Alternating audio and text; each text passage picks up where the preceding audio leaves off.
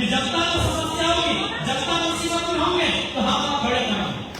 तो लोग अगर आपसे उम्मीदें करते हैं, लोग अगर आपसे अपेक्षाएं रखते हैं, तो आप उनकी उम्मीदों को तभी पूरा कर पाएंगे जब आप संगठनिक रूप से मजबूत रहेंगे, आप एकजुट रहेंगे।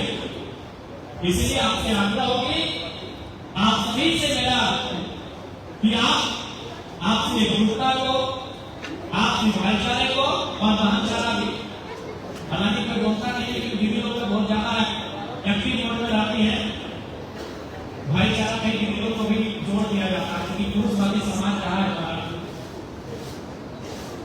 तो इस चीज को बदलाव लगेगा। अब देखिए सुनीता जी और उषा जी दोनों पॉइंट ये किया, थोड़ा हमें अपने बात से बहुत करना पड़ता है।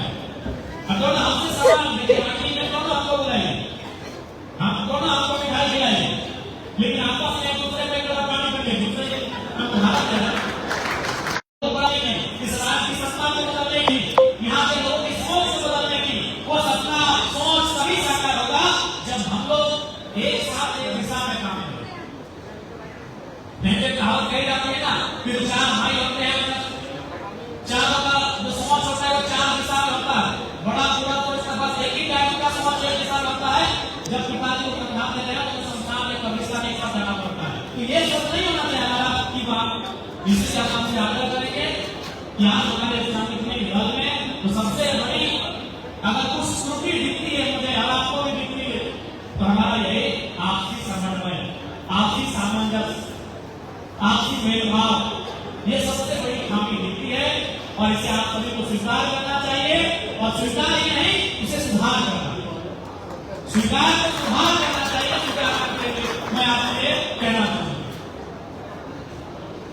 तो ज्यादा समय नहीं लेंगे क्योंकि आप लोग काफी दूर दराज से आए हैं और हमारे आज के इस कार्यक्रम का उद्देश्य केवल अपने पार्टी को, झारखंड लोकतांत्रिक क्रांति मोर्चा का जो सांगठनिक ढांचा है और उसमें जो सबसे पहले आता है वो केंद्रीय कार्यकारिणी आती है और आज हम लोग वार्षिक अधिवेशन के माध्यम से या वार्षिक मीटिंग के माध्यम से उस केंद्रीय कार्यकारिणी का विस्तार करेंगे और उसके बाद विधिवत रूप से समय है उनका भी विस्तारीकरण किया जाएगा।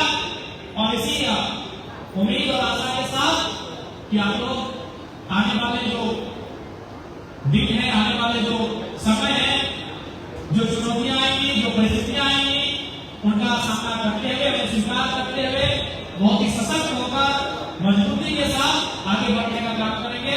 मैं आपसे आशा रखता हूं और आपसे भरोसा रखता हूं। बाकी चाहे कि पार्टी का जो प्रस्ताव आप सबों के भी पढ़ के सुनाया जाएगा, उसके बाद आपसे एक राय ली जाएगी क्या समर्थन में है या नहीं है, क्योंकि लोकतांत्रिक पार्टी है, भले लिखा नहीं गया हो लेकिन उसमें सहमति असहमति सार्वजनिक होना चाहिए और बिल्कुल आप सबों के बीच प्रस्ताव लेकर करके रखे जाएंगे। आप हाथ खड़ा करके उसमें सहमति असहमति दर्ज कराएंगे। जिस प्रस्ताव में सहमति के पक्ष में संख्या ज्यादा होगी उसे स्वीकृत किया जाएगा और अगर असहमति के प्रस्ताव में संख्या ज्यादा होगी तो क्या स्वीकृत किया जाएगा, उसमें संशोधन किया जाएगा।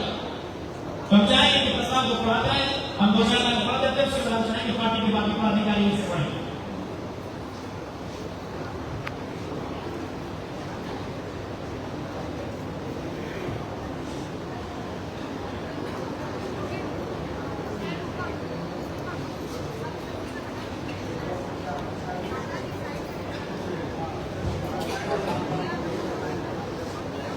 तो जैसा कि आज सबसे पहला हमने प्रस्ताव दिया है कि पार्टी का जो संविधान है उसमें आंतरिक संशोधन किया जाएगा।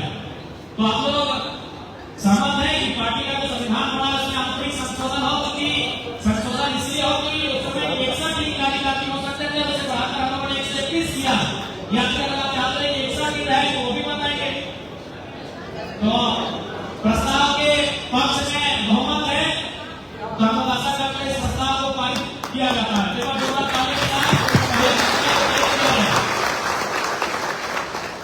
प्रस्ताव संख्या 2 है कि केंद्र समिति, प्रदेश समिति, जिला समिति, प्रखंड समिति, ग्राम पंचायत समिति में कुछ नए पद का सृजन करने तथा सृजित पदों में पदाधिकारियों एवं सदस्यों की संख्या में वृद्धि का प्रस्ताव पारित किया गया है।